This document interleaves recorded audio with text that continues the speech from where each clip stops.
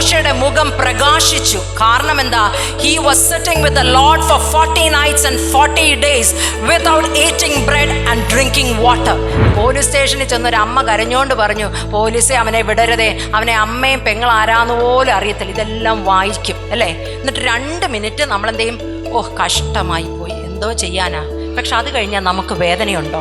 നമുക്കൊരു നന്മ കിട്ടുവാണെങ്കിൽ കാറ് മേടിക്കട്ടെ, നമ്മുടെ കുഞ്ഞുങ്ങൾക്ക് അഡ്മിഷൻ കിട്ടട്ടെ, നല്ല മാർക്ക് കിട്ടട്ടെ, എന്തിനും നമ്മൾ ഉപവസിക്കണം. എന്തിനു വേണ്ടി? ഫോർ എ ബെറ്റർ ഫ്യൂച്ചർ, ശുഭയാത്രയ്ക്ക് വേണ്ടി.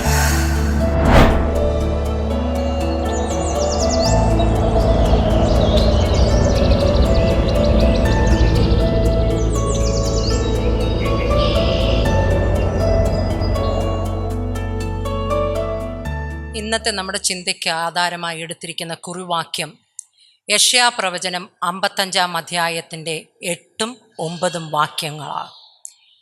എൻ്റെ വിചാരങ്ങളല്ല നിങ്ങളുടെ വിചാരങ്ങൾ, നിങ്ങളുടെ വഴികളുമല്ല എൻ്റെ വഴികൾ എന്ന് യഹോവയായ ദൈവം അരുളി ചെയ്യുന്നു. ആകാശം ഭൂമിക്ക് മീതെ ഉയർന്നിരിക്കുന്നത് പോലെ എൻ്റെ വഴികൾ നിങ്ങളുടെ വഴികൾ മേലും എൻ്റെ വിചാരങ്ങൾ നിങ്ങളുടെ വിചാരങ്ങൾ മേലും ഉയർന്നിരിക്കുന്നു.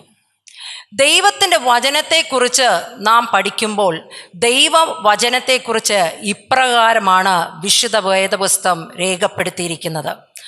ആദിയിൽ വചനമുണ്ടായിരുന്നു, വചനം ദൈവത്തോടു കൂടെയായിരുന്നു, വചനം ദൈവമായിരുന്നു, ആദിയിൽ അവൻ ദൈവത്തോട് കൂടെയായിരുന്നു.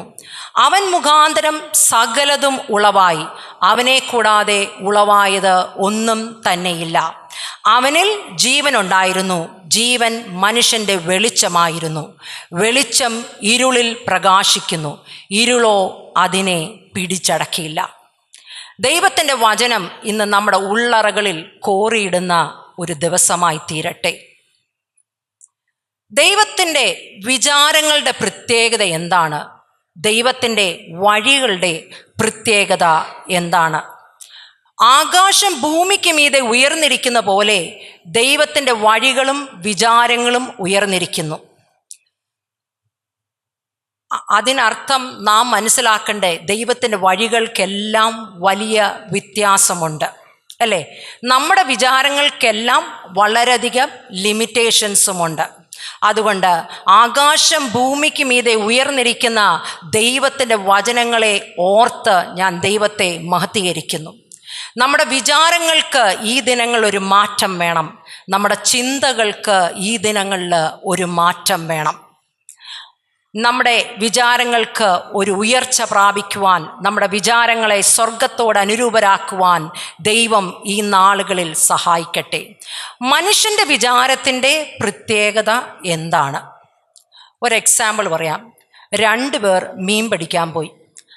ആദ്യത്തെ കക്ഷി പിടിച്ച മീനെല്ലാം തൊട്ടടുത്ത പാത്രത്തിലിട്ടു. രണ്ടാമത്തെ കക്ഷി കുറച്ച് മീൻ സ്വന്തം പാത്രത്തിലിട്ടു, കുറച്ച് തിരിച്ചു വിടുന്നതും കണ്ടു. ഇത് കണ്ടിട്ട് ആദ്യത്തെ വ്യക്തി വെച്ച്, എന്നെ വൃത്തികേടാ നീ കാണിക്കുന്നത്, പിടിക്കുന്ന മീനൊക്കെ വെള്ളത്തിലിട്ടുവാണോ? അവൻ പറഞ്ഞു, അതെ, ചെറിയ മീനൊക്കെ ഞാൻ എൻ്റെ പാത്രത്തിലിടുന്നുള്ളൂ, വലിയ മീനെയാണ് ഞാൻ വെള്ളത്തിൽ വിടുന്നത്. അതിനെന്തിനാണോ നീ ചെറിയ മീൻ പിടിച്ചിട്ട് വലിയ മീനൊക്കെ തിരിച്ച് വെള്ളത്തിൽ വിടുന്നേ? അതെൻ്റെ ചീനച്ചട്ടി ചെറുതാണ്, അതിൽ ചെറിയ മീനെ വറക്കാൻ പറ്റത്തുള്ളൂ, വലുത് പറ്റത്തില്ല. അതുകൊണ്ട് ഇന്ന് ഇവിടെ വന്നിരിക്കുന്നവർ നമ്മുടെ ചീനച്ചട്ടിയുടെ വലിപ്പം കൂട്ടിയിട്ടേ പോവുള്ളൂ. ഞാൻ പറഞ്ഞു വരുന്ന ഇതിൻ്റെ അർത്ഥം, നമ്മളുടെ ഓരോരുത്തരുടെയും കാഴ്ചപ്പാട് വ്യത്യാസമുള്ളതാണ് അല്ലേ? We have limitations.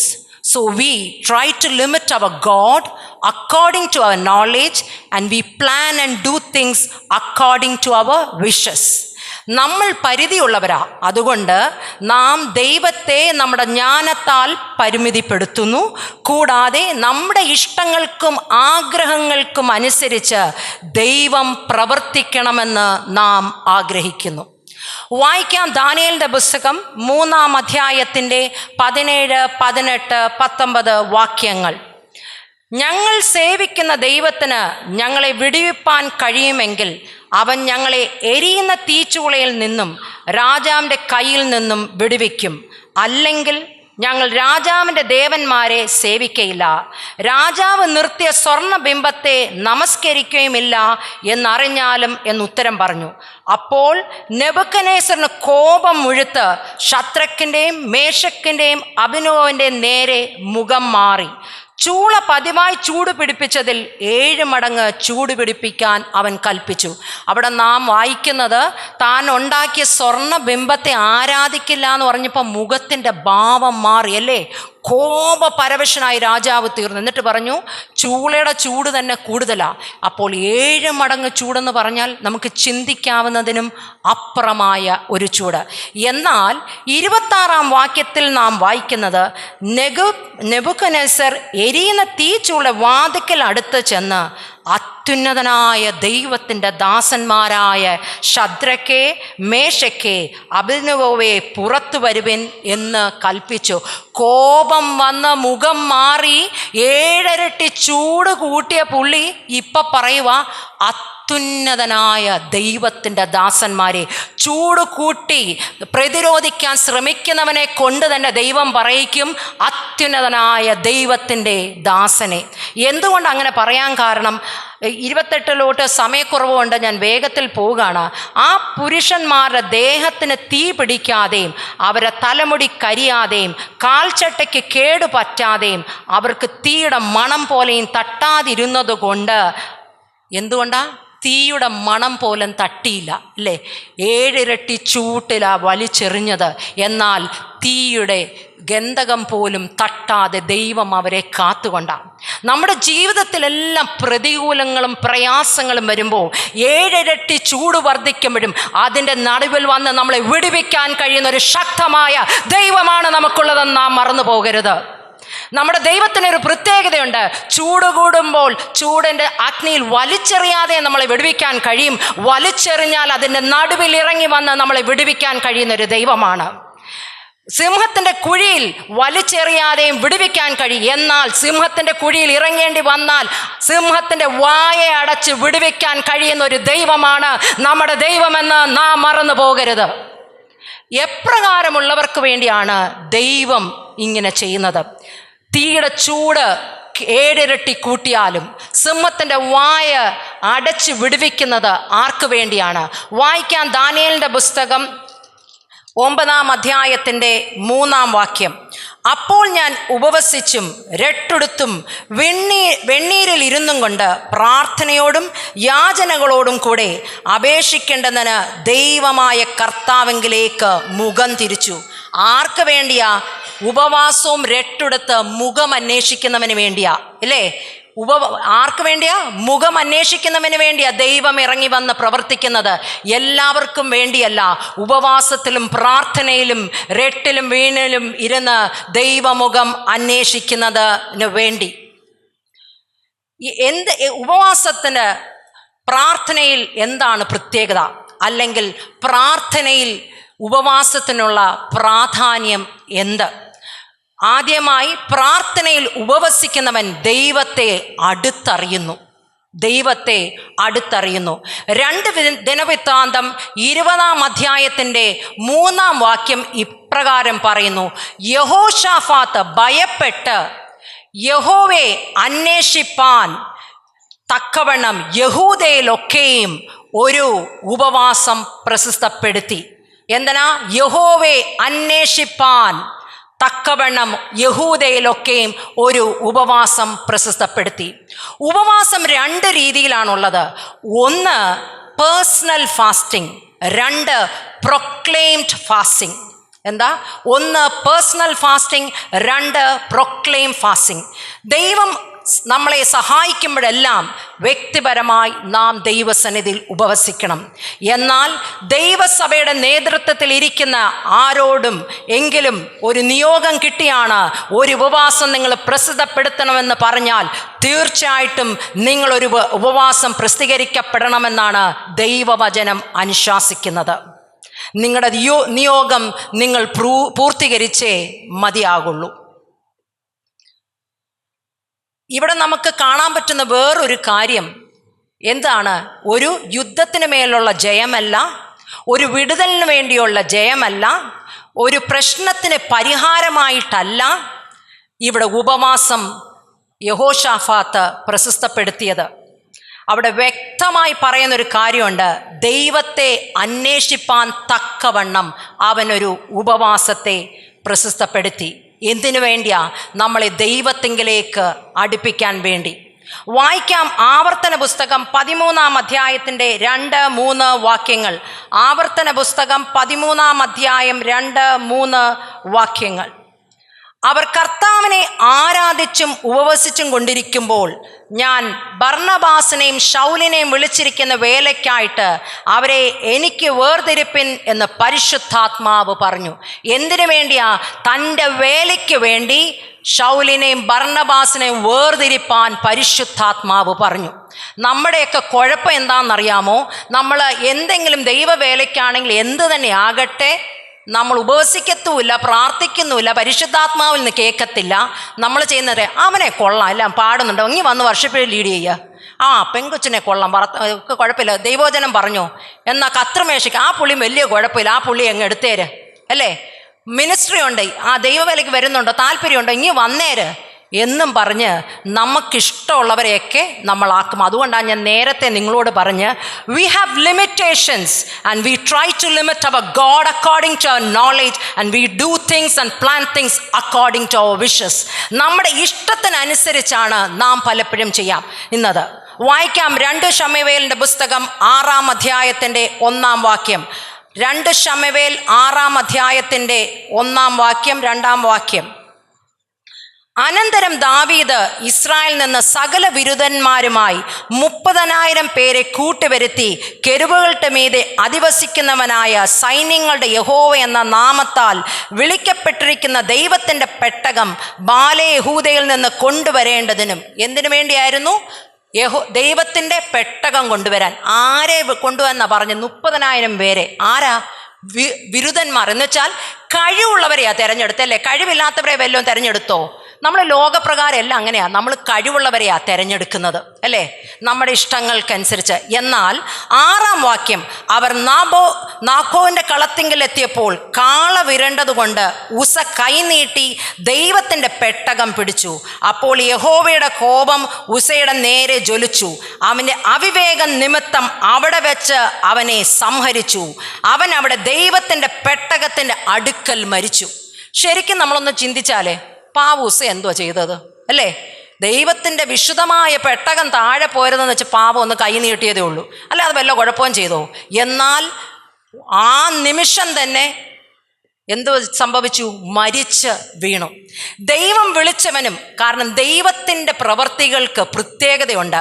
പ്രമാണങ്ങളെ വിട്ട് ലേവർ വഹിക്കേണ്ടതെല്ലാം സ്വന്തം ബുദ്ധിക്കും വിരുദ്ധന്മാരെയാണ് നാം തിരഞ്ഞെടുക്കെങ്കിൽ ആ നിമിഷം തന്നെ മരിച്ചു വരും. പിന്നെ ഒരു കാര്യത്തിൽ നമുക്ക് സന്തോഷിക്കാം. കാരണം എന്താ? നമ്മൾ പഴയ നിയമത്തിൻ്റെ പാർട്ടല്ല. പഴയ നിയമത്താണെങ്കിൽ അപ്പപ്പം കിട്ടും. പുതിയ നിയമത്തിൽ നമ്മൾ ഗ്രേസ് പീരീഡിലായതുകൊണ്ട് നമ്മൾ എന്തൊക്കെ ചെയ്താലും വലിയ അടിയൊന്നും കിട്ടാത്തതുകൊണ്ട് നമ്മളിങ്ങനെ പൊയ്ക്കൊണ്ടിരിക്കുക, അല്ലേ? പക്ഷെ ഞാൻ ദൈവാത്മാവിൽ ദൈവജനത്തോട്, ദൈവസഭയോട് ഒരു കാര്യം പറയട്ടെ. ഇനി വരുന്ന കാലങ്ങളിൽ ദൈവസന്നിധിയിൽ മുട്ടുമടക്ക് പ്രാർത്ഥിച്ചും ഉപവസിച്ചും മാത്രമേ നിങ്ങളുടെ തീരുമാനങ്ങൾ എടുക്കാവുള്ളൂ. ഇപ്പോഴത്തെ സഭകളുടെ എല്ലാം കുഴപ്പം എന്താണെന്നറിയോ?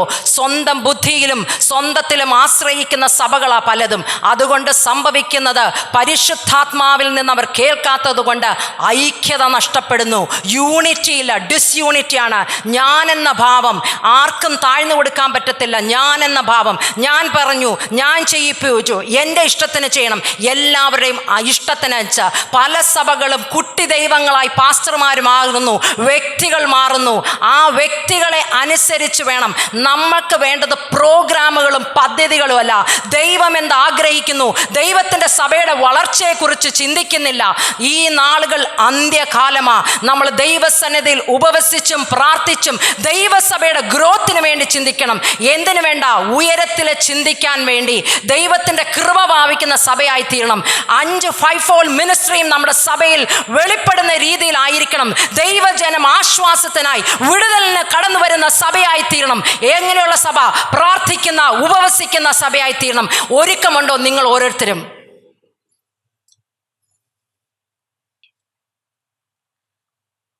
ദൈവസന്നിധിയിൽ ഉപവസിക്കുന്ന എന്തിനാ? ദൈവത്തെ അടുത്തറിയാൻ.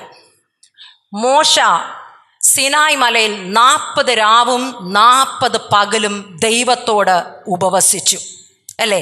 40 രാവും 40 പകലും. വായിക്കാം പുറപ്പാട് പുസ്തകം 33-ാം അധ്യായത്തിൻ്റെ 17. യഹോവ മോശയോട്, നീ പറഞ്ഞ ഈ വാക്ക് പോലെ ഞാൻ ചെയ്യും. എനിക്ക് നിന്നോട് കൃപ തോന്നിയിരിക്കുന്നു, ഞാൻ നിന്നെ അടുത്ത് അറിഞ്ഞുമിരിക്കുന്നു എന്ന് അരുളി ചെയ്തു.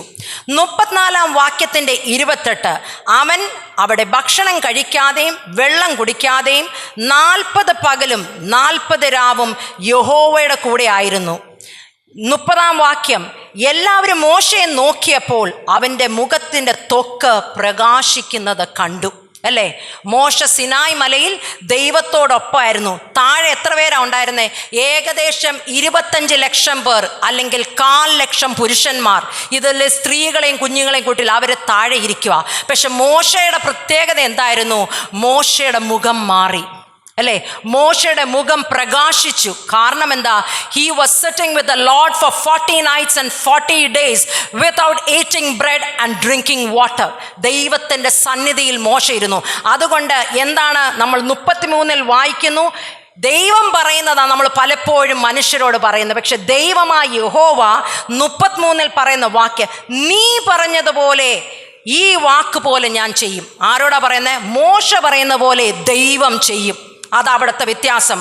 2, എനിക്ക് നിന്നോട് കൃപ തോന്നിയിരിക്കുന്നു. മോശയോട് മാത്രമല്ല, 3-ാമത് പറയുന്ന ഞാൻ. പലപ്പോഴും നമ്മൾ പറയും നമ്മൾ ദൈവത്തെ അടുത്തറിയാനാ. പക്ഷെ ഇവിടെ മോശയെക്കുറിച്ച് ദൈവം പറയുന്നത്, ഞാൻ നിന്നെ അടുത്തറിയുന്നു. എന്തുകൊണ്ടാ? ദൈവം അടുത്തറിയുന്നവനായി തീർന്നു, അല്ലേ? അതാണ് നാം മനസ്സിലാക്കി പോകേണ്ടത്. ദൈവത്തെ അടുത്തറിയാൻ മോശയ്ക്ക് കഴിഞ്ഞു.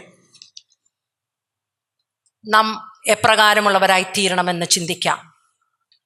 അടുത്ത് നമ്മൾ ചിന്തിക്കാൻ ആഗ്രഹിക്കുന്നത് എസ്തേറിനെ കുറിച്ചാണ്. 1, ആദ്യമായി നമ്മൾ പഠിച്ച ഉപവാസം. ദൈവത്തോട് നമുക്ക് അടുത്തിരിപ്പാൻ നമ്മൾ ദൈവസന്നിധിയിൽ ഉപവസിക്കണം. വായിക്കാം എസ്തേറിൻ്റെ പുസ്തകം 2-ാം അധ്യായം 7-ാം വാക്യം. എസ്തേറിൻ്റെ പുസ്തകം 2-ാം അധ്യായം 7-ാം വാക്യം. അവൻ തൻ്റെ ചിറ്റപ്പൻ്റെ മകളായ എസ്തേർ എന്ന ഹദസയ്ക്ക് അമ്മയപ്പന്മാർ ഇല്ലായികൊണ്ട് അവളെ വളർത്തിയിരുന്നു. ഈ യുവതി രൂപവതിയും സുഗുമിയും ആയിരുന്നു. അവളുടെ അപ്പനും അമ്മയും മരിച്ച ശേഷം മൊർദെഖായെ അവളെ തനിക്ക് മകളായിട്ടെടുത്തു. ഇത് ദൈവവചനത്തിലൊന്നും ഇല്ല, പക്ഷെ ഞാൻ എൻ്റെ ചിന്തയിൽ നിന്ന് പറയാം. സ്വർഗം ചിലപ്പോൾ ഒരു മീറ്റിംഗ് നടത്തി കാണും, അല്ലേ? അപ്പനും അമ്മയൊക്കെ മരിച്ചുപോയി, വീട്ടിൽ ഒത്തിരി ഉന്നതന്മാരൊക്കെ ഉണ്ട്. ഈ കൊച്ചിനെ ആരെ ഏൽപ്പിക്കണം? ആരെ ഇതിന് ഫിറ്റായിട്ടുള്ള വ്യക്തി? ലോകപരമായി നമ്മൾ ചിന്തിക്കും സാമ്പത്തികവും കഴിവൊക്കെ ഉള്ളവരോട് കൊടുത്തരും, ഒന്നിനെയും കൂടെ നോക്കാൻ അവർക്ക് ബുദ്ധിമുട്ടൊന്നും ഇല്ലല്ലോ, അവരെ ഏൽപ്പിക്കുന്നതാണ് നല്ലത്. പക്ഷെ സ്വർഗം വിചാരിച്ചു ചാക്കിനകത്ത് കയറിയിരുന്ന് ഉപവസിക്കുകയും പ്രാർത്ഥിക്കുന്ന മൊർദെഖായുടെ കയ്യിൽ തന്നെ ഏൽപ്പിക്കാം. കാരണം ദൈവത്തിനൊരു പദ്ധതി ഉണ്ടായിരുന്നു. മൊർദെഖായുടെ കയ്യിൽ കൊടുക്കുന്ന ഈ ബാലിക ആയ എസ്തർ ഒരു ദേശത്തിൻ്റെയും ദൈവജനത്തിൻ്റെയും വിടുതലിന് കാരണമായി തീരും. എസ്തേറിൻ്റെ പുസ്തകം 1-ാം അധ്യായത്തിൻ്റെ 1-2 വാക്യങ്ങൾ നമുക്ക് വായിക്കാം. അഹരോഷാവിൻ്റെ കാലത്ത് ഹിന്ദുദേശം മുതൽ കൂഷ് വരെ 127 സംസ്ഥാനങ്ങൾ വാണ അഹരോഷ് ഇവൻ തന്നെ. ആ കാലത്ത് അഹരോഷ് രാജാവ് ശൂഷൻ രാജധാനിയിൽ തൻ്റെ രാജാസനത്തിന്മേൽ ഇരിക്കുമ്പോൾ തൻ്റെ വാഴ്ചയുടെ 3-ാം ആണ്ടിൽ തൻ്റെ സകല പ്രഭുക്കന്മാർക്കും ഭൃത്യന്മാർക്കും ഒരു വിരുന്ന് കഴിച്ചു. പുള്ളി ചില്ലക്കാരനൊന്നുമില്ല. എത്ര സംസ്ഥാനത്തിൻ്റെ? 127. ഒന്നുമല്ല, 127. ആർക്ക് വേണ്ടി വിരുന്ന് കഴിച്ചു? പ്രഭുക്കന്മാർക്ക് വേണ്ടി വിരുന്ന് കഴിച്ചു. 9-ാം വാക്യത്തിൽ നമ്മൾ ഇങ്ങനെ വായിക്കുന്നു, രാജ്ഞിയായ വസ്തിയും അഹരോഷ് രാജാവിൻ്റെ രാജധാനിയിൽ വെച്ച് സ്ത്രീകൾക്ക് വിരുന്ന് കഴിച്ചു. ഭർത്താവ് അവിടെ പ്രഭുക്കന്മാർക്ക് വിരുന്ന് കഴിക്കുമ്പോൾ ഭാര്യ അതേ കൊട്ടാരത്തിൽ സ്ത്രീകൾക്ക് ഒരു വിരുന്ന് കഴിച്ചു. 11-ാം വാക്യം. വസ്തി രാജ്ഞിയുടെ സൗന്ദര്യം കാണിക്കേണ്ടതിന് അവളെ രാജകിരീടം ധരിപ്പിച്ച് രാജസന്നിധിയിൽ കൊണ്ടുവരാൻ കൽപ്പിച്ചു. 12 സമയക്കുറവുകൊണ്ടാണ് ഞാൻ വേഗത്തിൽ പോന്നേ. എന്നാൽ ഷണ്ഡന്മാർ മുഖാന്തരം അയച്ച രാജകൽപ്പന മറുത്ത് വസ്തി ചെല്ലാതിരുന്നു. എന്താ സംഭവിച്ചത്? രാജകൽപ്പന നമുക്ക് ചിന്തിക്കാൻ പറ്റും. 127 രാജ്യങ്ങളെ ഭരിക്കുന്ന രാജാവിൻ്റെ രാജകൽപ്പന മറുത്ത് വസ്തി പോകാതിരുന്നു. എന്ന് പറഞ്ഞാൽ അതിൻ്റെ സ്ഥാനം വസ്തി ഗുസ്തി പിടിച്ചു തുടങ്ങി. വസ്തി ഗുസ്തി പിടിക്കുമ്പോൾ നമ്മൾ കൂടെ ചെന്ന് ഗുസ്തിക്കൊന്നും പോകണ്ട, പോകുന്നവർ പോകട്ടെ എന്നങ്ങ് ചിന്തിച്ചോണം, മടക്കി കൊണ്ടുവരാനൊന്നും പോകണ്ട. കാരണം എസ്തേർ വരണം. നമ്മൾ പലപ്പോഴും പിണങ്ങിപ്പോയതല്ലേ കൊണ്ടുവരാൻ ശ്രമിക്കും, അല്ലെങ്കിൽ പ്രശ്നങ്ങൾ വന്ന് കടന്നുപോയവരവല്ലേ അവരെ മടക്കി കൊണ്ടുവരാമെന്ന് ചിന്തിക്കുന്നെങ്കിൽ ദൈവാത്മാവിൽ ഞാൻ നിങ്ങളോട് വിളിച്ചു പറയട്ടെ, മടക്കി കൊണ്ടുവരാനല്ല.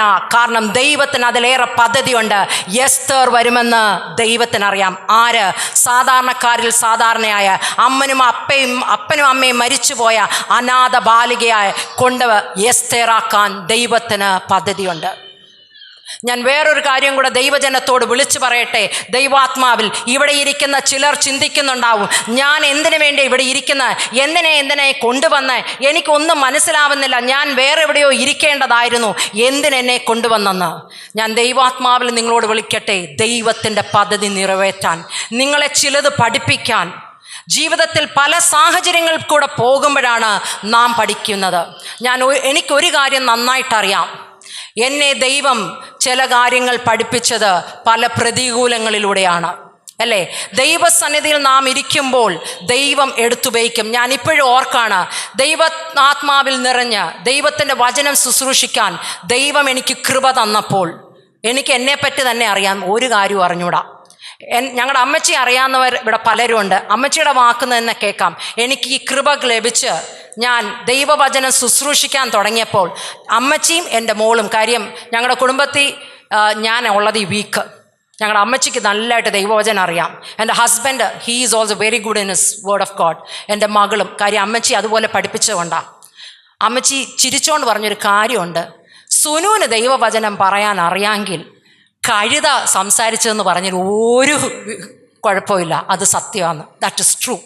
കാരണം അവിടെ ഇവിടെ നിന്നൊക്കെ എന്തെങ്കിലുമൊക്കെ ഒന്ന് വായിച്ച് എനിക്ക് എളുപ്പ വഴിയായിരുന്നു ഇഷ്ടം, ഇങ്ങനെ ദൈവവചനം. പക്ഷേ ദൈവവചനം ശുശ്രൂഷിപ്പാൻ ദൈവം എന്നെ വിളിച്ചപ്പോൾ ഞാൻ ഒരു കാര്യം മാത്രം കർത്താവിനോട് പറഞ്ഞു, ദൈവമേ, എൻ്റെ ബുദ്ധിയിൽ പ്രസംഗിക്കാൻ സമ്മതിക്കരുതേ, എൻ്റെ കഴിവിൽ സമ്മതിക്കരുതേ. എന്നെങ്കിലും ദൈവവചനം പറയണമെങ്കിൽ ദൈവസന്നിധിയിൽ ഉപവാസത്തിലും പ്രാർത്ഥനയിൽ ഇരിക്കുമ്പോൾ ദൈവം തരുന്ന വചനം മാത്രമേ വിളമ്പാൻ കാരണമാക്കാവുള്ളൂ. കാരണം ദൈവത്തിൻ്റെ വചനം അതിശ്രേഷ്ഠമാറുള്ളതാ, അത് നമുക്ക് കുട്ടിക്കളിയായി കാണാനുള്ളതല്ല. അതുകൊണ്ട് ഇപ്പോഴും ഞാൻ പറയും, എനിക്കറിയാം, വില്യം പാസ്റ്ററിനും അറിയാം, വേഗത്തിൽ ഒന്ന് സിസ്റ്ററെ മെസ്സേജ് ഞാൻ പറഞ്ഞു, അങ്ങനെയൊന്നും എൻ്റെ അടുത്ത് പറയരുതേ. ദൈവസന്നിധിയിൽ ഉപവസിച്ചും പ്രാർത്ഥിച്ചും ഇരുന്ന് ദൈവം തരുന്നത് പറയാനേ ഇപ്പോഴും എനിക്കറിയത്തുള്ളൂ. ആരെങ്കിലും വന്ന് നാളെ മെസ്സേജ് പറയാനൊന്നും പറഞ്ഞാൽ എന്നെ കൊണ്ട് പറ്റത്തില്ലേ. കാരണം ഞാൻ സമ്പൂർണമായി അവൻ്റെ കാൽക്കീഴിലിരിപ്പാൻ ഇന്നും എല്ലാ കാലത്തും ദൈവം സഹായിക്കണമേ എന്ന് ആഗ്രഹിക്കുന്നൊരു വ്യക്തിയാണ്. നമ്മുടെ വിചാരങ്ങൾ ദീർഘവീക്ഷണം കുറഞ്ഞതാ, അല്ലേ? എന്നാൽ നമ്മുടെ ദൈവത്തിൻ്റെ പദ്ധതി നമ്മുടെ ഭാവിയാണ്. ഹസ്ത ആരാകുമെന്ന് ആർക്കും അറിഞ്ഞുകൂടായിരുന്നു, എന്തായിത്തീരുമെന്നും അറിഞ്ഞുകൂടായിരുന്നു. പക്ഷേ സ്വർഗത്തിനൊരു കാര്യം അറിയായിരുന്നു, അവൾ എസ്തേറായി തീരുമെന്ന്. എസ്തേറിൻ്റെ പുസ്തകം 2-ാം അധ്യായത്തിൻ്റെ 16-ാം വാക്യം, അങ്ങനെ എസ്തേറിനെ അഹശ്വേരോശ് രാജാവിൻ്റെ വാഴ്ചയുടെ 7-ാം ആണ്ട് തേബേത്ത് മാസമായ 10-ാം മാസത്തിൽ രാജധാനിയിൽ അവൻ്റെ അടുക്കലേക്ക് കൂട്ടിക്കൊണ്ട് ചെന്നു, അല്ലേ? 3-ാം വാക്യത്തിൻ്റെ 1, അനന്തരം അഹശ്വേരോശ് രാജാവ് ആഗന്യനായ ഹമാദായുടെ മകൻ ഹാമാനും കയറ്റവും ഉന്നത പദവിയും കൊടുത്ത് അവൻ്റെ ഇരിപ്പിടം തന്നോടുകൂടി ഇരിക്കുന്ന സകല പ്രഭുക്കന്മാരുടെ ഇരിപ്പിടങ്ങൾക്ക് മേലായി വെച്ചു. 7-ാം വാക്യം, അഹശ്വേരോശ് രാജാവിൻ്റെ 12-ാം ആണ്ടിൽ സീസാൻ മാസമായി 1-ാം മാസത്തിൽ അവർ ആദാർ എന്ന 12-ാം മാസം വരെയുള്ള ഓരോ ദിവസത്തെയും ഓരോ മാസത്തെയും കുറിച്ച് ഹാമാൻ്റെ മുമ്പിൽ വെച്ച് പൂരെന്ന് ചീട്ടിട്ട് നോക്കി. പറഞ്ഞു വരുന്നതിൻ്റെ അർത്ഥം, 12-ാം ആണ്ടിൽ ഹാമാൻ എന്ന ബുദ്ധികെട്ടവൻ തൻ്റെ ജനത്തിന് നേരെ എഴുന്നേൽക്കുമെന്ന് അറിഞ്ഞ ദൈവം 3-ാം ആണ്ടിൽ തന്നെ വസ്തി ഗുസ്തി പിടിച്ചു പോകുവാൻ ഇടയാക്കി 7-ാം ആണ്ടിൽ എസ്തേറിനെ രാജസന്നിധിയിൽ കൊണ്ടുവന്നു. എന്തിനു വേണ്ടിയായിരിക്കും എസ്തേറിനെ തിരഞ്ഞെടുത്തത്? വേറെ ആരും ആ രാജസന്നിധിയിൽ ഇല്ലായിരുന്നു. വായിക്കാം എസ്തേറിൻ്റെ പുസ്തകം 4-ാം അധ്യായത്തിൻ്റെ 16-ാം വാക്യം. നീ ചെന്ന് ശൂഷിനുള്ള എല്ലാ യഹൂദന്മാരെയും ഒന്നിച്ചുകൂട്ടി നിങ്ങൾ 3 ദിവസം രാവും പകല് തിന്നുകയോ കുടിക്കുകയോ ചെയ്യാതെ എനിക്ക് വേണ്ടി ഉപവസിപ്പിൻ. ഞാനും എൻ്റെ ബാല്യക്കാരത്തികളും അങ്ങനെ തന്നെ ചെയ്യും. എന്താ പ്രത്യേകത? നിങ്ങളെല്ലാം ഉപവസിച്ച് പ്രാർത്ഥിച്ചോ എനിക്ക് വേണ്ടി എന്ന് പറഞ്ഞിട്ട് നിൽക്കുകയല്ല, യഹൂദയിലെ എല്ലാവരോട് ഉപവസിക്കാൻ പറഞ്ഞിട്ട് സകല പ്രൗഢിയോടെ സുഖവാസത്തിൻ്റെ നടുക്ക് നിൽക്കുന്ന എസ്തേറും ബാല്യക്കാരും ഒരുമിച്ച് ദൈവസന്നിധിയിൽ ഉപവസിച്ചു. ദൈവസന്നിധിയിൽ ഉപവസിച്ച് ദൈവത്തിൻ്റെ മുഖം അന്വേഷിക്കുന്നവരെയാ ദൈവം പലപ്പോഴും ഉപയോഗിക്കുന്നത്. അതോർത്ത് ഞാൻ ദൈവത്തെ സ്തുതിക്കുന്നു. രാജ്യത്തിൻ്റെ നിയമങ്ങൾ, നമ്മുടെയൊക്കെ പ്രസ്ഥാനത്തിൻ്റെ നിയമങ്ങൾ, ദേശത്തിൻ്റെ നിയമങ്ങൾ ഉപവസിക്കുവാൻ ആഗ്രഹിക്കുന്ന, മുഴങ്കാൽ ദൈവസന്നിധിയിൽ മടക്കാൻ ആഗ്രഹിക്കുന്ന, പ്രാർത്ഥിക്കാൻ ഒരു ഹൃദയമുള്ളവർക്ക് വേണ്ടി ഒരു കാര്യം വ്യക്തമാ, എത്ര പ്രതികൂലങ്ങളും പ്രയാസങ്ങളും നിയമങ്ങളുണ്ടെങ്കിലും അതിനെ മാറ്റിമറിക്കാൻ നമ്മുടെ ദൈവത്തിന് കഴിയും. അതാണ് നമ്മുടെ ദൈവം. വായിക്കാം യോനയുടെ പുസ്തകം 3-ാം അധ്യായത്തിൻ്റെ 5-ാം വാക്യം. യോനയുടെ പുസ്തകം 3-ാം അധ്യായത്തിൻ്റെ 5-ാം വാക്യം. എന്നാൽ നിനവേക്കാർ ദൈവസന്നിധിയിൽ വിശ്വസിച്ച് ഒരു ഉപവാസം പരസ്യം ചെയ്തു. ആരൊക്കെ ഉപവസിച്ചെന്നാ? വലിയവരും ചെറിയവരും ഒരുപോലെ ഉപവസിച്ചു. അവിടെ പ്രായ വ്യത്യാസമൊന്നും അവിടെ കണ്ടില്ല. നമ്മുടെയൊക്കെ കുഴപ്പം, പല സഭകളിലും ഇപ്പോൾ ഉപവസിക്കുന്നതിൻ്റെ ആവശ്യകതയെപ്പറ്റി പറയാറില്ല. ഉപവസിച്ചില്ലെങ്കിലും കുഴപ്പമില്ലെന്നേ, പ്രാർത്ഥിച്ചാൽ മതി. പക്ഷെ ഞാൻ നിങ്ങളോട് ഒരു കാര്യം പറയാം, പൂർണ്ണ ഹൃദയത്തോടെ ദൈവത്തെ വിശ്വസിക്കുന്നവന് മാത്രമേ ഉപവസിക്കാൻ കഴിയുള്ളൂ. പൂർണ്ണ ഹൃദയത്തോടെ ദൈവത്തെ വിശ്വസിക്കുന്നവന് മാത്രമേ ഉപവാസം പരസ്യം ചെയ്യാൻ കഴിയുള്ളൂ. അപ്പോൾ ചിലർ പറയും ഉപവസിക്കണമെന്നൊക്കെ ആഗ്രഹമുണ്ട്, പക്ഷെ കഴിയുന്നില്ല. എന്തോ ചെയ്യാനാ? കാരണം എന്തെന്നാ? നിങ്ങൾക്ക് ആവശ്യത്തിനുള്ള വിശ്വാസമില്ലാത്തതുകൊണ്ടാണ്. വിശ്വാസത്തിൻ്റെ പ്രകടനമാണ് ഉപവാസം, മാനിഫെസ്റ്റേഷൻ ഓഫ് ഫെയ്ത്ത്. വിശ്വാസത്തെ എങ്ങനെ പ്രകടിപ്പിക്കാം? ദൈവസന്നിധിയിൽ നാം ഉപവാസത്തോടെ ഇരിക്കുന്നതാണ് അതിൻ്റെ പ്രകടനം. യോനയുടെ തന്നെ 3-ാം അധ്യായത്തിൻ്റെ 6, 7, 8 കണ്ടിന്യൂഷനായിട്ട് വായിക്കുകയാണ്. വർത്തമാനം നിനവേ രാജാവിൻ്റെ അടുക്കൽ എത്തിയാറേ അവൻ സിംഹാസനത്തിൽ നിന്ന് എഴുന്നേറ്റു, രാജവസ്ത്രം നീക്കിവെച്ച് രട്ടുപുതച്ചു, വെണ്ണീരിലിരുന്നു. അവൻ നിനവേൽ എങ്ങും ഘോഷിച്ചു പരസ്യമാക്കിയത് എന്തെന്നാൽ, രാജാവിൻ്റെയും അവൻ്റെ മഹത്തുക്കളുടെയും ആജ്ഞയായത് മനുഷ്യനോ മൃഗമോ കന്നുകാലിയോ ആടോ ഒന്നും ഒരു വസ്തുവും ആസ്വദിക്കരുത്, മേയുകയും വെള്ളം കുടിക്കുകയും അരുത്. മനുഷ്യനും മൃഗവും രട്ടുപുതച്ച് ഉച്ചത്തിൽ ദൈവത്തോട് വിളിച്ചപേക്ഷിക്കണം. ഓരോരുത്തൻ താന്താൻ്റെ ദുർമാർഗവും താന്താൻ്റെ കൈക്കലുള്ള സാഹസവും വിട്ട് മനം തിരിയുകയും വേണം. ഇവിടെ കാണാൻ പറ്റുന്നത് എന്താ? നേരത്തെ വലിയവരും ചെറിയവരും മാത്രമേ, പാവം പശുക്കളോ ആടുകളോ ആടുമാടോ ഒന്നിനും ഭക്ഷണം ചെയ്യാനില്ല. എങ്ങനെയാണ് നിനവേക്കാർ ഉപവസിച്ചത്? 1, അവർ രാജാവ് സിംഹാസനം വിട്ടിറങ്ങി, ജോലി ചെയ്തവർ ജോലി വിട്ടിറങ്ങി, തിരക്കുള്ളവർ തങ്ങളുടെ തിരക്കുകളെ മാറ്റിവെച്ച് ദൈവസന്നിധിയിൽ വന്നു. 2, അവർ ഭക്ഷണം വെടിഞ്ഞു. 3, അവർ ഉറക്കെ നിലവിളിച്ചു. 4, അവിടെ വായിക്കുന്ന താൻ മനം തിരിഞ്ഞ് തൻ്റെ ദുർമാർഗങ്ങളെ വിട്ടു.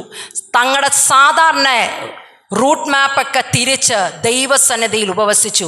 ഈ 4 കാര്യങ്ങൾ പൂർത്തീകരിച്ചപ്പോഴാണ് അവരുടെ ഉപവാസം പൂർണ്ണമായി തീർന്നത്. എന്തിനു വേണ്ടി അവർ ഉപവസിച്ചത്?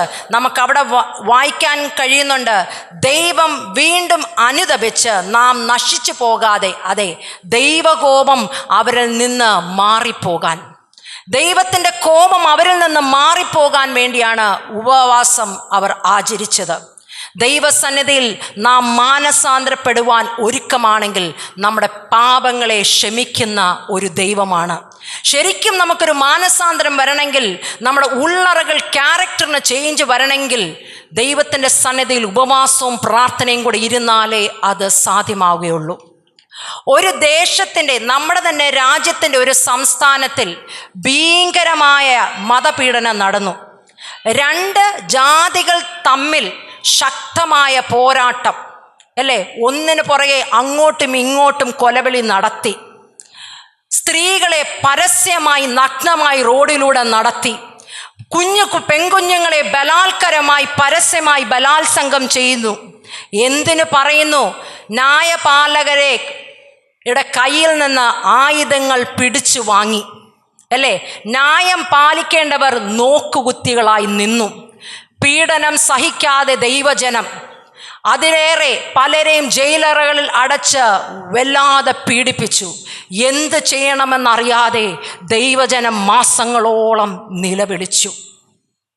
എന്നാൽ ലോകത്തിൻ്റെ അങ്ങേയറ്റത്ത്, കരയുടെ അങ്ങേയറ്റത്ത് ദൈവം ഒരുവനെ ഒരു രാജ്യത്തിൻ്റെ അധിപതിയായി എഴുന്നേൽപ്പിച്ചപ്പോൾ 1 മാസം തികയുന്നതിന് മുമ്പേ ഈ ചീഫ് മിനിസ്റ്ററിനെ വിളിച്ചു വരുത്തി റെസിഗ്നേഷൻ മേടിപ്പിച്ചു. മാത്രമല്ല, പെട്ടെന്നൊരു സുപ്രഭാതത്തിൽ 1-2 ദിവസം കൊണ്ട് 850 തൊട്ട് 900 ദൈവദാസന്മാരെ ജയിലിലടച്ച കുടുംബത്തെയും വെറുതെ വിട്ടു. There is no case against U.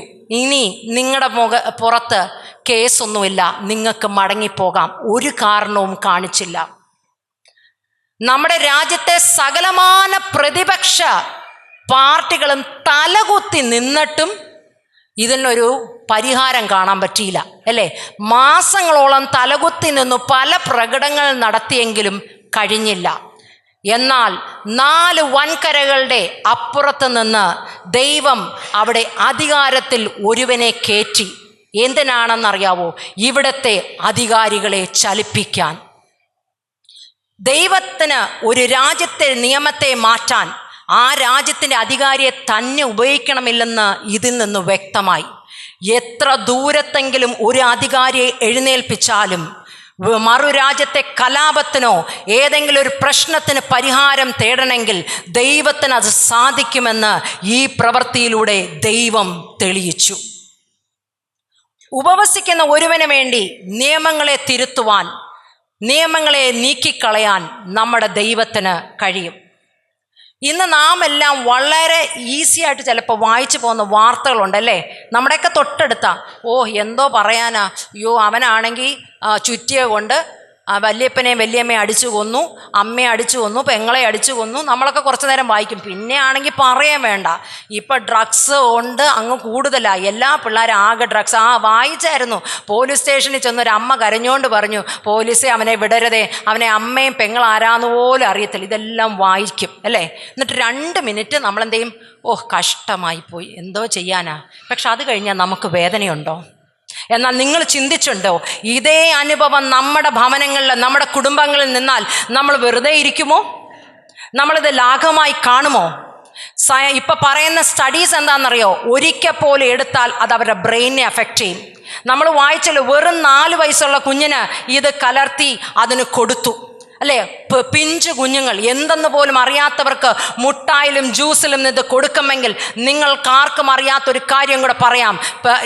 Census പറയുന്നത് എന്താണെന്നറിയോ? 4-5 വർഷം കഴിഞ്ഞാൽ ഇതുപോലെ പോയാൽ ഈ കുഞ്ഞുങ്ങളുടെ ഒരു ഭീകര സ്വഭാവം, അവർക്ക് പോലും കൺട്രോൾ ചെയ്യാൻ പറ്റാത്ത ഒരു ദേഷ്യവും കോപവും അറിയുന്ന സ്വഭാവം അവരിൽ വരും.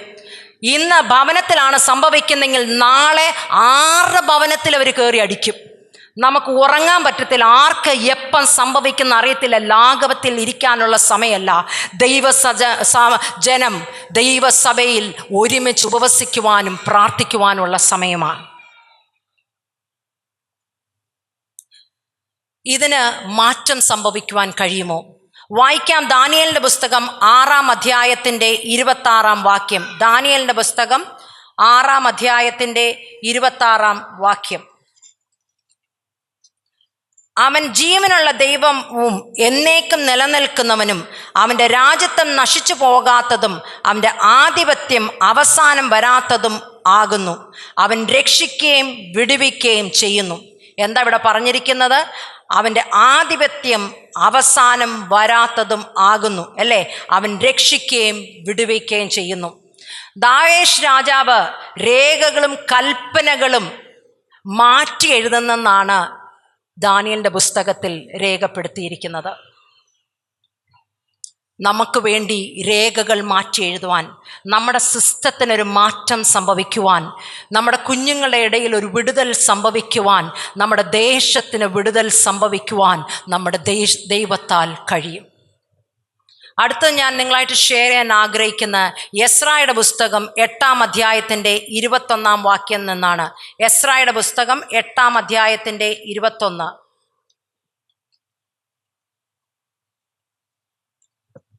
അനന്തരം ഞങ്ങളുടെ ദൈവത്തിൻ്റെ സന്നിധിയിൽ ഞങ്ങളെ തന്നെ താഴ്ത്തേണ്ടതിനും ഞങ്ങളും ഞങ്ങളുടെ കുഞ്ഞുകുട്ടികൾക്കും ഞങ്ങളുടെ സകല സമ്പത്തിനും വേണ്ടി ശുഭയാത്ര അവനോട് യാചിക്കേണ്ടതിനും ഞാൻ അവിടെ അഹാവ ആറിൻ്റെ അരികത്ത് വെച്ച് ഒരു ഉപവാസം പ്രസിദ്ധപ്പെടുത്തി. ഇവിടെ എന്തിനു വേണ്ടിയാണ് ഉപവാസം പ്രസിദ്ധപ്പെടുത്തിയത്? തങ്ങളെ തന്നെ താഴ്ത്തേണ്ടതിനും ഒരു ശുഭയാത്രയ്ക്കും.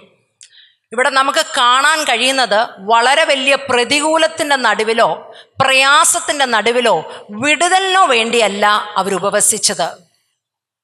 അവർ തങ്ങളെ തന്നെ താഴ്ത്തേണ്ടത്.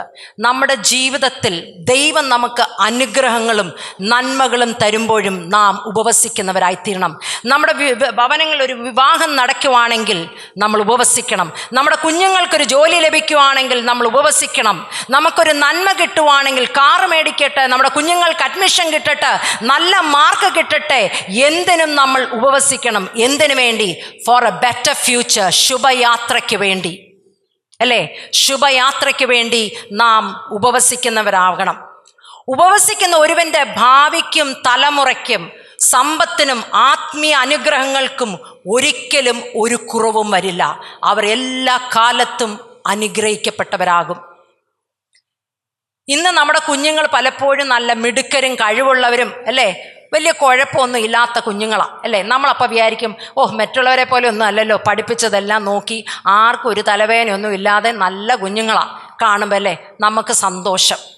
കാരണം എല്ലാം കൊണ്ട് അനുഗ്രഹിക്കപ്പെട്ടിരിക്കുകയല്ലേ. അപ്പം പിന്നെ ഇനി എന്താ ചെയ്യേണ്ടത്?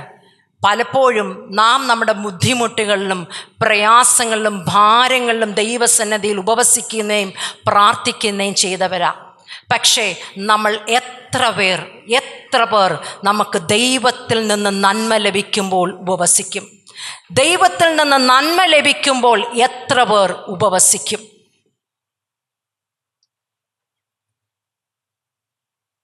ഒരു കാര്യം നമുക്കെല്ലാം അറിയാം, നമുക്ക് കഷ്ടവും പ്രയാസവും വരുമ്പം, അല്ലെങ്കിൽ നമ്മൾ പ്രതികൂലത്തിൻ്റെ നടുവിൽ പോകുക, രോഗത്തിന് അടിമയായി നിൽക്കുക ഒക്കെ ഇരിക്കുകയാണെങ്കിൽ ആര് വരത്തില്ല? പിശാച് പോലും നമ്മളെ അന്വേഷിച്ച് വരത്തില്ല. കാര്യം പുള്ളിക്കൊന്നും വേണ്ട. പക്ഷേ എപ്പം നമ്മുടെ പിള്ളേർ 10 മേടിച്ചു, നമ്മൾ ജീവിതത്തിൽ അനുഗ്രഹം പ്രാപിച്ചു, ആത്മീയ തലത്തിലായിട്ട് ഏത് തലത്തിലും ഒരു അനുഗ്രഹം വന്നിങ്ങോട്ട് വരുമ്പോൾ ആര് വരും? പിശാച്. എന്തും കൊണ്ട്? ടെംപ്റ്റേഷനും കൊണ്ട്. നമ്മളെല്ലാം പാപം ചെയ്യുന്നവരല്ലേ? പാപം ചെയ്യാത്തവരാരെങ്കിലും ഉണ്ടോ? നമ്മളെല്ലാം പാപം ചെയ്യുന്നവരാകുമ്പോൾ നമ്മളെ ടെംപ്റ്റേഷനിലേക്ക് നയിക്കുവാൻ പിശാച് തന്ത്രപ്പെടും. 1 ശമൂവേൽ 7-ാം അധ്യായത്തിൻ്റെ 6-ാം വാക്യം ഇങ്ങനെയാണ് പറയുന്നത്: അവർ മിസ്പയിൽ ഒന്നിച്ചുകൂടി ആ ദിവസം ഉപവസിച്ചു, ഞങ്ങൾ യഹോവയോട് പാപം ചെയ്തിരിക്കുന്നു. എന്തുകൊണ്ടാണ് അവർ ഉപവസിച്ചത്? അവർ ദൈവത്തോട് യഹോവയോട് പാപം ചെയ്തതുകൊണ്ട് അവർ ദൈവസന്നിധിയിൽ ഉപവസിച്ചു. ടെംപ്റ്റേഷൻസ് എപ്പോഴും നമുക്കെല്ലാം ഉണ്ടാകുന്നതാ അല്ലേ? ഒരു മാനുഷിക സ്വഭാവത്തിൻ്റെ ഒരു പ്രത്യേകതയാണ് പാപം ചെയ്യാനുള്ള ടെൻഡൻസി. അത് കൂടുതൽ എപ്പോഴാണെന്നറിയാമോ? സുഖജീവിതത്തിലാകുമ്പോഴാണ്. കാര്യം പ്രശ്നവും ഇല്ല, പ്രയാസവും ഇല്ല, ബുദ്ധിമുട്ടും ഇല്ല, എല്ലാ കാര്യങ്ങളും സുഖമായി പോവുക, തട്ടിമുട്ടിയൊക്കെ പോകുന്നു. പിന്നെ നമ്മൾ പ്രാർത്ഥിക്കാനും നേരമില്ല. കാര്യം പല പദ്ധതിക്ക് ഓട്ടമാണ്. കാര്യം ഉണ്ടാക്കിയതിൽ കൂടുതൽ ഉണ്ടാക്കണം, കൂടുതൽ വർദ്ധിക്കണം, കൂടുതൽ ചെയ്യണം. അപ്പം എന്ത് കുറയും? പ്രാർത്ഥന ഉപവാസം അങ്ങ് കുറയും. അതുകൊണ്ട് എന്ത് സംഭവിക്കും? പിശാചിന് നാം അവിടെ ഇട കൊടുക്കുകയാണ്. If you can separate in fasting in front of God, you can change your situation, you can change your surroundings. ഉപവാസം കൊണ്ട് എന്തൊക്കെയാണ് നമുക്ക് കിട്ടുന്നത്? 1, ഉപവാസം കൊണ്ട് നാം ദൈവത്തെ അടുത്തറിയുന്നു. 2, ഉപവാസം കൊണ്ട് നമുക്ക് ദൈവത്തിൽ നിന്നുള്ള ഫേവർ ലഭിക്കുന്നു. 3, നമ്മുടെ പാപ സ്വഭാവം അല്ലെങ്കിൽ നമുക്ക് ശരിക്കൊരു മാനസാന്തരം സംഭവിക്കുന്നു. നമുക്ക് ദൈവത്തിന് നമ്മോടുള്ള നീരസം മാറ്റാൻ കഴിയും. പോരാത്തന് ദൈവത്തെ ഹൃദയപ്രകാരം ഉയരത്തിലെ ചിന്തിപ്പാൻ ദൈവം നമ്മളെ സഹായിക്കും. മത്തായിയുടെ സുവിശേഷം 4-ാം അധ്യായത്തിൻ്റെ 2-ാം വാക്യം. മത്തായിയുടെ സുവിശേഷം 4-ാം അധ്യായത്തിൻ്റെ 2-ാം വാക്യം. അവൻ 40 പകലും 40 രാവും ഉപവസിച്ച ശേഷം അവന് വിശന്നു. അപ്പോൾ പരീക്ഷകൻ അടുത്തു വന്നു. ഇത് ആരെക്കുറിച്ചാണ് പറയുന്നത്? യേശുക്രിസ്തുവിനെ. ഒന്ന് ആലോചിച്ചേ, മനുഷ്യരൂപത്തിൽ വന്ന ദൈവത്തിന് പോലും ടെംപ്റ്റേഷൻ. യേശുക്രിസ്തു 40 ദിവസവും 40 രാവും ഉപവസിച്ചത് എന്തിനു വേണ്ടിയായിരുന്നു? ദൈവത്തിൻ്റെ പദ്ധതി പ്രകാരം ഈ ഭൂമിയിൽ നടക്കാനുള്ളതെല്ലാം ദൈവത്തിൻ്റെ ഹിതത്തിനനുസരിച്ച് നടക്കുവാൻ, ടെംപ്റ്റേഷനിൽ നിന്ന് അവോയ്ഡ് ചെയ്യാൻ 40 ദിവസവും 40 രാത്രികളും അവൻ ഉപവസിച്ചത്. നമ്മൾ വിചാരിക്കുന്നത് ഇതെല്ലാം ചെയ്യാൻ എളുപ്പമെന്നാ. പക്ഷേ കർത്താവിന് പോലും അറിയാമായിരുന്നു താൻ തോറ്റുപോകാതിരിക്കണമെങ്കിൽ, തൻ്റെ മിനിസ്ട്രിക്ക് ഇറങ്ങണമെങ്കിൽ, ദൈവം അയച്ചത് പ്രമാണിക്കണമെങ്കിൽ ദൈവസന്നിധിയിൽ ഉപവസിക്കുകയും പ്രാർത്ഥിക്കുകയും ചെയ്യണമെന്ന്. എഫേസ്യർക്ക് എഴുതിയ ലേഖനം 3-ാം അധ്യായത്തിൻ്റെ 16 മുതൽ 20 വരെ. എഫേസ്യർക്ക് എഴുതിയ ലേഖനം 3-ാം അധ്യായത്തിൻ്റെ 16 മുതൽ 20 വരെ.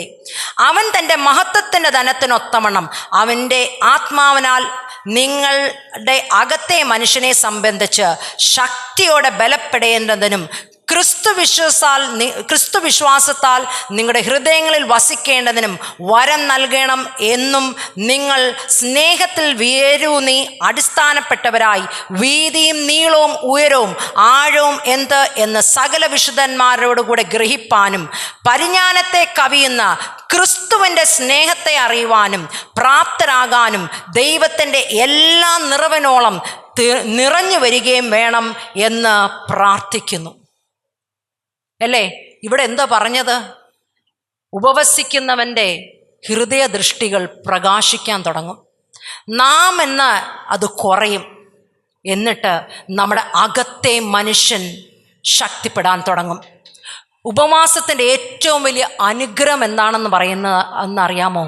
അകത്തെ മനുഷ്യൻ ബലപ്പെടുന്നതാണ്. അകത്തെ മനുഷ്യൻ ബലപ്പെടുമ്പോൾ ദൈവവുമായിട്ടുള്ള കണക്ഷൻ നടക്കും, ദൂതന്മാരുമായിട്ടുള്ള കണക്ഷൻ സംഭവിക്കും, വെളിപ്പാടുകൾ ലഭിക്കുന്നവരായിത്തീരും, ദർശനങ്ങൾ ലഭിക്കുന്നവരായിത്തീരും, കൃപ പ്രാപിക്കുന്നവരായിത്തീരും, കൃപാവരങ്ങൾ പ്രാപിക്കുന്നവരായിത്തീരും. അതാണ് ഉപവാസത്തിൽ സംഭവിക്കുന്നത്. വർക്ക് ഓഫ് ഫെയ്ത്ത് വെളിപ്പെടാൻ തുടങ്ങും.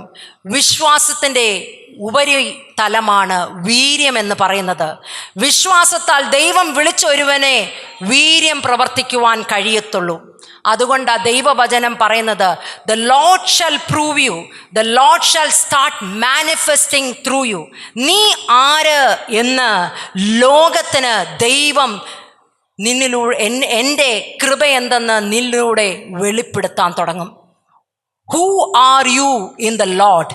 ദൈവം നിന്നിലൂടെ ദൈവത്തെ വെളിപ്പെടുത്താൻ തുടങ്ങും. എല്ലാവരുടെ ഉള്ളിലൊരു ചിന്തയുണ്ടായിരിക്കാം, നമ്മൾ ഉപവസിക്കണോ, നമ്മൾ കുഞ്ഞുങ്ങൾ ഉപവസിക്കണോ, വലിയവർ ഉപവസിക്കണോ? നമുക്ക് വായിക്കാൻ കഴിഞ്ഞു, കുഞ്ഞായാലും വലുതായാലും ദൈവസന്നിധിയിൽ ഉപവസിക്കുന്നവരായിത്തീരണം. ഒരു കാര്യം എനിക്കറിയാം, ഞാനിതുവരെ കേട്ടില്ല, നിങ്ങളാരെങ്കിലും കേട്ടിട്ടുണ്ടോ എന്ന് അറിയത്തില്ല, ഉപവസിച്ചുകൊണ്ട് മരിച്ചുപോയവരെ കുറിച്ച് ആരെങ്കിലും കേട്ടിട്ടുണ്ടോ? പട്ടിണി മരണമല്ല ഞാൻ പറഞ്ഞത്, ഉപവസിച്ചിട്ട് ദൈവസന്നിധിയിൽ ഉപവസിച്ച് പ്രാർത്ഥിച്ചവരാരെങ്കിലും ചത്തുപോയെന്ന് നിങ്ങൾ കേട്ടിട്ടുണ്ടോ? ഉണ്ടോ? ഇല്ല. മത്തായിയുടെ സുവിശേഷം 6-ാം അധ്യായത്തിൻ്റെ 2, 5, 16 എന്നുള്ള വാക്യങ്ങൾ ക്രിസ്തീയ വിശ്വാസത്തിൻ്റെ അടിസ്ഥാനം രേഖപ്പെടുത്തുന്ന ഒരു ഭാഗമാണ്. അവിടെ 3 കാര്യങ്ങൾ വളരെ വ്യക്തമായി പറഞ്ഞിട്ടുള്ളത്. 2-ാം ഭാഗം പറയുന്നത് നിങ്ങൾ കൊടുക്കുന്നവരായിത്തീരുവൻ. കൊടുക്കുന്നതിനർത്ഥം കുറച്ച് കാശ് കൊടുത്തിട്ട് എൻ്റെ ജോലി തീർന്നെന്നല്ല, മറിച്ച് നമ്മളെ തന്നെ കൊടുക്കുന്നവരായിത്തീരണം. അല്ലേ? നമ്മുടെ സമയം, നമ്മുടെ ആരോഗ്യം, നമ്മുടെ കഴിവ്, നമ്മുടെ നന്മകൾ എല്ലാം ദൈവത്തിൻ്റെ മുമ്പാകെ കൊടുക്കുന്നത്. പലപ്പോഴും നമുക്ക് എന്ത് കിട്ടും ദൈവത്തിൽ നിന്ന് പ്രതീക്ഷിക്കുന്നവരാ നമ്മൾ. എന്നാൽ ദൈവം പറയുന്നത് നിങ്ങൾ കൊടുക്കുന്നവരായി തീരണം. 5-ാം വാക്യത്തിൽ പ്രാർത്ഥനയെക്കുറിച്ച് പറയുന്നു. എല്ലായ്പ്പോഴും ദൈവത്തെ സ്തുതിക്കുകയും ആരാധിക്കുകയും പ്രാർത്ഥിക്കുന്നവരുമായി തീരണം. 16-ാം വാക്യത്തിൽ അവിടെ പറയുന്നത് ഉപവസിക്കണമെന്നാണ്. നിങ്ങൾ വളരെയധികം ശ്രദ്ധിച്ചോണം. If you are fasting, if you are praying, if you are giving എന്നല്ല, വെൻ യു ആർ ഫാസ്റ്റിംഗ്. ആ വാക്കെന്നറിയോ? When you R. നിങ്ങൾ ഉപവസിക്കുമ്പോൾ, നിങ്ങൾ പ്രാർത്ഥിക്കുമ്പോൾ, നിങ്ങൾ കൊടുക്കുമ്പോൾ. ഈ അടിസ്ഥാനം നാം മറന്നു പോകരുത്. ദൈവജനത്തോട് ഞാൻ ഈ നാളുകളിൽ വിളിച്ചു പറയട്ടെ, എന്നോടൊപ്പം നിങ്ങളും ഞാനും ഒരുക്കമാണോ ദൈവത്തിൻ്റെ സന്നിധിയിൽ ഉപവസിക്കാൻ? എനിക്കൊരു കാര്യത്തിൽ സന്തോഷമുണ്ട്, ദൈവസഭ ഈ നാളുകളിൽ ഉപവാസം ആചരിക്കാൻ തുടങ്ങി. പക്ഷേ എനിക്കൊരു കാര്യം പറയണം, രാവിലെ തൊട്ട് ഉച്ചവരെ വചനം മാത്രമല്ല, കഴിയുമെങ്കിൽ നമ്മൾ കണ്ടിന്യൂ ചെയ്യണം. ദൈവത്തെ ആരാധിപ്പാൻ, ദൈവത്തിൻ്റെ സന്നിധിയിലിരുന്ന് പ്രാർത്ഥിപ്പാൻ വഴിയിട്ടും കണ്ടിന്യൂ ചെയ്യണം. എന്തിനാ? ദൈവത്തിൽ നിന്ന് പ്രാപിക്കാൻ, ദൈവത്തിൽ നിന്ന് ശക്തി പ്രാപിക്കാൻ ഉപവസിക്കുന്ന ഒരു സഭയായി തീരണം. ഈ ദേശത്തിൻ്റെ ഒരു അനുഗ്രഹത്തിന്, ഉണർവിന് കാരണമായി തീരും. 5-fold മിനിസ്ട്രി ഇതിൽ വർദ്ധിക്കട്ടെ. ഇതൊരു മിഷണറി സഭയായി തീരട്ടെ. നമ്മുടെ അടുത്ത തലമുറ ദൈവത്തിന് വേണ്ടി എഴുന്നേൽക്കുന്ന ദിവസമായി തീരട്ടെ. പ്രാർത്ഥിക്കാനും ഉപവസിക്കുവാനും നിങ്ങൾ തയ്യാറാണോ? പ്രവർത്തിക്കാൻ നമ്മുടെ ദൈവം വിശ്വസ്തനാണ്. എനിക്ക് ദൈവം തന്ന ഈ കാഴ്ചപ്പാടിനെ ഓർത്ത് സ്തുതിച്ചുകൊണ്ട് ദൈവസന്നിധിയിൽ ഇരിക്കുക. ദൈവം നമ്മളോടെല്ലാം ആഹ്വാനം ചെയ്യുന്നു. അവസാന കാലഘട്ടമാണ്, ഒരുങ്ങേണ്ട സമയമായി. എല്ലാത്തിലും ചെറുതും വലുതുമായ ചെറിയ തീരുമാനങ്ങൾ പോലും നമ്മുടെ ഇഷ്ടത്തിനും നമ്മുടെ ജ്ഞാനത്തിനും വിവേകത്തിനുമല്ല, നമ്മളെ തന്നെ സമർപ്പിച്ച് കൂട്ടായ്മയോടെ, don't take any decision single handed. ഒരുമിച്ചിരുന്ന് ദൈവസഭ ഒരുമിച്ച് പ്രാർത്ഥനയോടും ഉപവാസത്തോടും ഒരു ചെറിയ തീരുമാനം പോലെ എടുക്കുമ്പോൾ ദൈവസന്നിധിയിൽ സമർപ്പിക്കുന്നവരായി തീരാം. ഞാനും നിങ്ങളും ഒരുക്കമാണോ? നമ്മളെ തന്നെ ദൈവസന്നിധിയിൽ സമർപ്പിക്കാം.